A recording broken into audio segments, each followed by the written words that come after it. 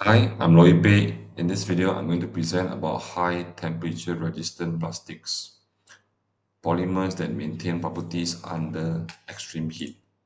In mechanical design, we categorize materials based on their continuous operating temperature, COT, which is the maximum temperature at which a material can be used for extended periods without significant loss of its mechanical properties, for instance, tensile strength and impact resistance.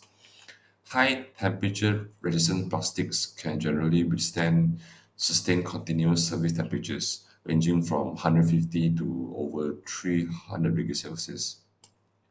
The reason why high temperature resistant plastics are important nowadays is because they can replace metals in high heat applications while making products much lighter, more corrosion resistant, and also thermally stable.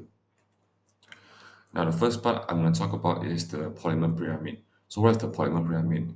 Polymer, pyramid classifies plastics based on thermal performance and cost.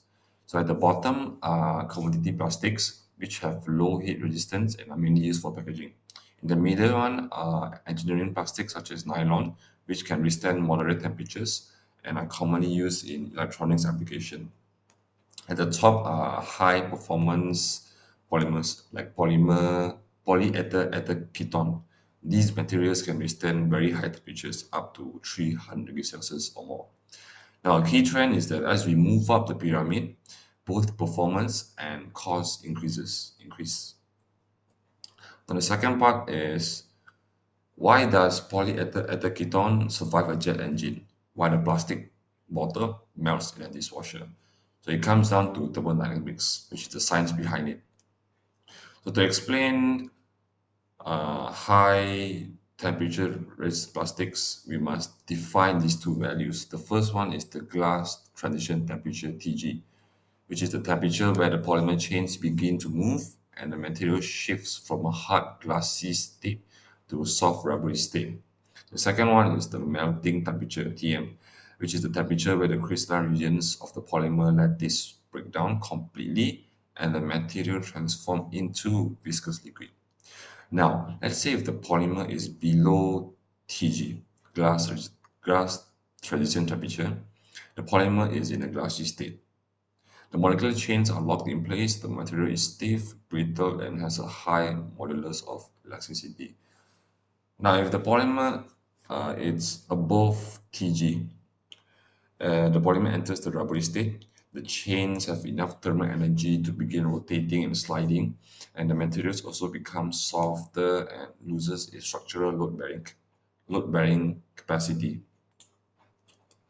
So, for example, here we have, for instance, polyether ketone has a glass transition temperature of 143 degrees Celsius, which is used for it's used for medical implants. In the picture, it's cranial plates. So what is cranial plates? So cranial plates are specialized medical implants used in neurosurgery to fix bone flaps and also to reconstruct skull defects. Now, the third part I'm going to talk about is the polymer crystallization, which is the process where polymer chains partially align and fold into other structures upon cooling from a melt, solvent, evaporation, or stretching. So there are two types of crystal structure can be found in high temperature resistant plastics. The first one on the right is the alpha structure.